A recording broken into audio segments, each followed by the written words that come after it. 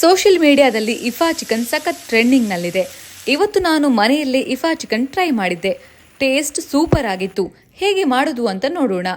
ಇಲ್ಲಿ ನಾನು 350 ಗ್ರಾಮ್ನಷ್ಟು ಚಿಕನ್ ತಗೊಂಡಿದ್ದೀನಿ.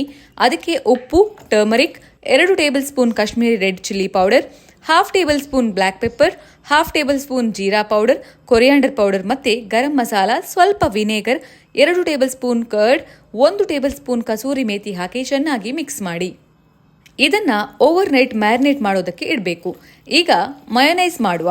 ಮೊದಲಿಗೆ ಒಂದು ಮಿಕ್ಸಿ ಜಾರಿಗೆ 2 ಎಗ್ ವೈಟ್, 3 ಬೆಳ್ಳುಳ್ಳಿ, ಸ್ವಲ್ಪ ಹಾಲು, 2 ಸ್ಲೈಸ್ ಚೀಸ್, ಸ್ವಲ್ಪ sugar and salt, 1 table spoon oil hockey grind ಮಾಡಿ. ಈಗ ಮಯೋನೈಸ್ ರೆಡಿ ಆಯಿತು.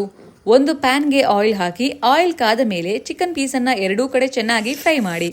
ಚಿಕನ್ ಚೆನ್ನಾಗಿ ರೋಸ್ಟ್ ಆದಮೇಲೆ ಅದರ ಮೇಲೆ ಮಯೋನೈಸ್ ಹಾಕಿದರೆ ಆಯಿತು. ಈಗ ರೆಸ್ಟೋರೆಂಟ್ ಸ್ಟೈಲ್ ಇಫಾ ಚಿಕನ್ ರೆಡಿ ಆಯಿತು. ನೀವು ಮನೆಯಲ್ಲೇ ಈ ರೆಸಿಪಿ ಟ್ರೈ ಮಾಡಿ. ಡೀಟೇಲ್ಡ್ ರೆಸಿಪಿ ಕ್ಯಾಪ್ಷನ್ನಲ್ಲಿದೆ, ಚೆಕ್ ಮಾಡಿ.